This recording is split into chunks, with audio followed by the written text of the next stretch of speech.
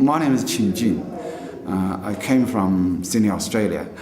I'm representing a political organization aiming at the termination of one-party dictatorship in China. This organization is called the Federation for a Democratic China, which was established in the wake of Tiananmen Square in Paris, France.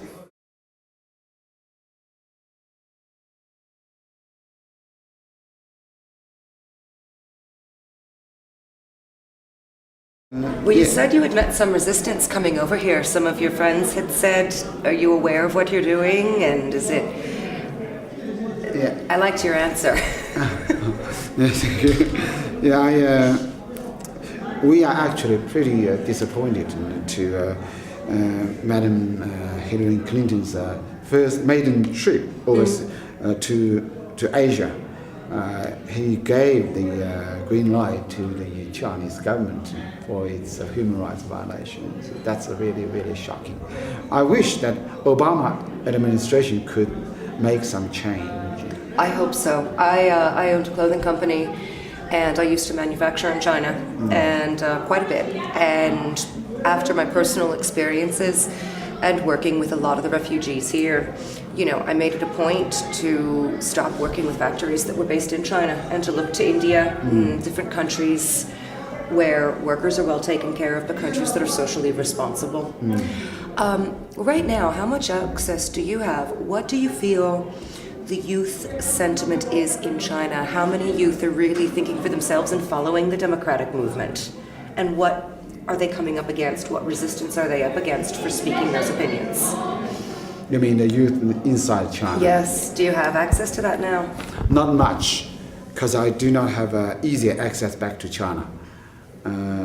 I have been living overseas for 20 years. Wow. For the past 20 years, I had only twice returned back for a short visit. Because of my commitment to this movement, I had been banned the entrance into China. Okay. So I can know some young people via internet. Outside of China, with you living overseas, what kind of support have you seen in your travels of young people supporting the Chinese democratic movement? At the very moment, the result was very, very poor. It looks like that the young people inside China are more interested in how to make money, have dreams and ideals. That was a long time ago, maybe 20 years ago, 30 years ago, not now. And I can see the young, from some young Chinese students studied overseas. They can be easily fanned by the nationalism. I realized that because these people had been benefited from this regime. Their parents made a lot of money because their parents had a strong connection with the regime. So it is really, really impossible to have these people to give us support.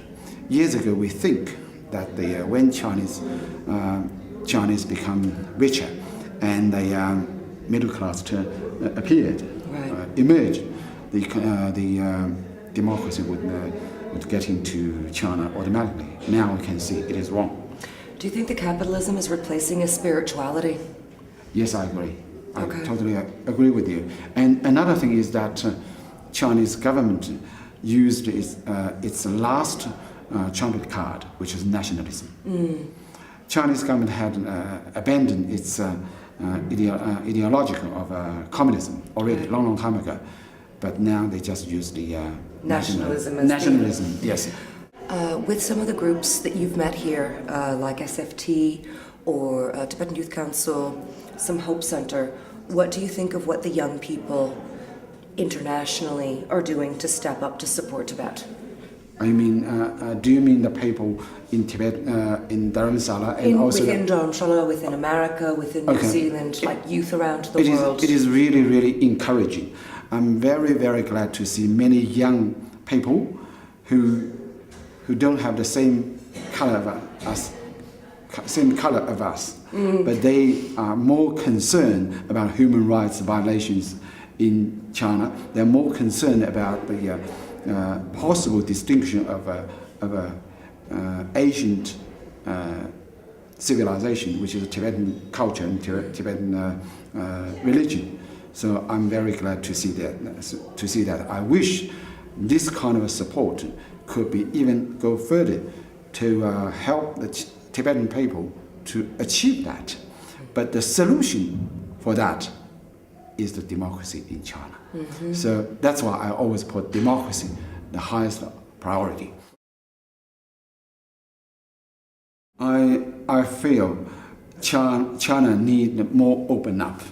China is now much more opening to compare with the times of years ago, but it's only open along the coastal cities.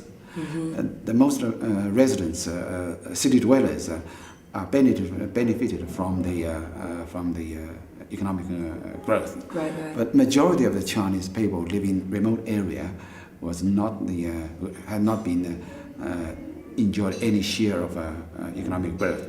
So these people need to be addressed.